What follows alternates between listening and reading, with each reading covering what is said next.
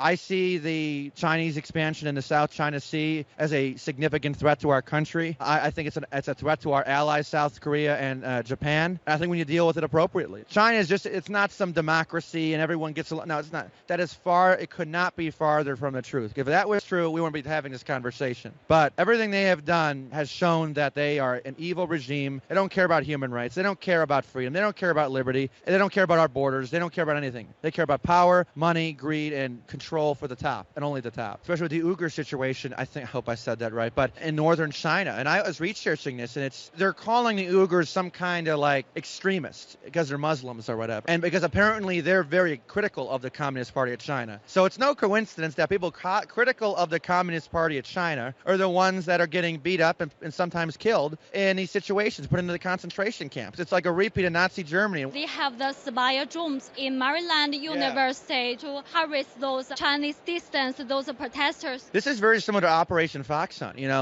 trying to track down Chinese dissidents and prevent them from speaking out against the Communist Party of China. Now we got drones in our airspace flying over college campuses. It gets worse every day. First it's a balloon, then it's drones, then it's actual spies. I mean, it's just like, what's next? Next is like freaking troops on our border. Pardon my language, but it's true. So I think that's a direct violation of our airspace. If we have Chinese agents flying drones over our colleges, harassing anti-CCP protests, first they should be shot down, just like that balloon should have been shot down immediately. It shouldn't even been allowed in Alaska, but welcome to, the current U.S. government. That should not be happening. And if they do, they should be shot down, and the people should be put in prison for that. I think if we don't get serious about it, I think they could pose a very serious geographical and militaristic threat to our country. If we allow them to grow, allow their economies to grow, allow their military to grow, allow them to just be like expand, and be expansionists. Great empires like to expand and take over countries so they can control people, and so they have more territory to do so with. I think if they continue to grow and continue to get bigger and all that, it's just going to get worse by the day. It's just going to keep getting worse until we're going to have a very serious threat on our hands. And that's going to be a Chinese military bigger than ours and not capable of resisting a possible Chinese invasion. Because it sounds ridiculous. Give it 50 years, we're going to be in a very weak position. If they have all aircraft carriers and naval battle groups and troops and new kinds of airplanes and balloons, it could be very bad. So my advice to young generations is we have to be aware of this issue. Okay, this is our greatest threat abroad. These people can control businesses here. They control different Amazon. There's different ties with them. They're basically everything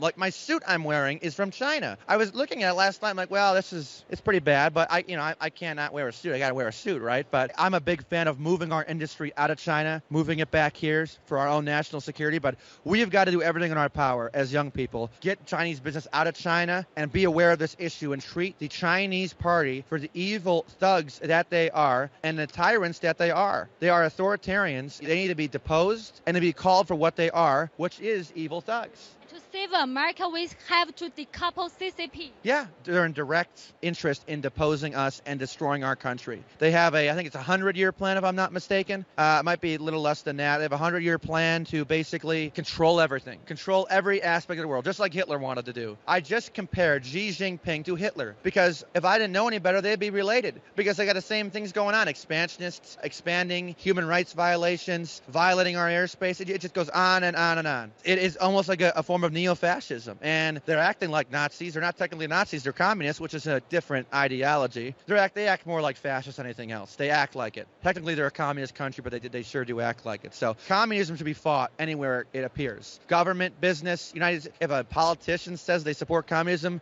that's an automatic ticket out of office. If they try to run for re-election, they should not be in office. It's that simple. You like communism, you should not have a place. I mean, there's members of Congress in the Democratic caucus who voted to not condemn communism as an evil ideology. I mean, that's sickening. When we have our own members of Congress not doing that, so there's a lot of American conspirators. There's a lot of American sympathizers with the CCP. We should bring awareness to them, too. There are a lot of Americans, just like in Revolutionary War. Loyalists is what they call them. We need to do something about the CCP, whatever that may be.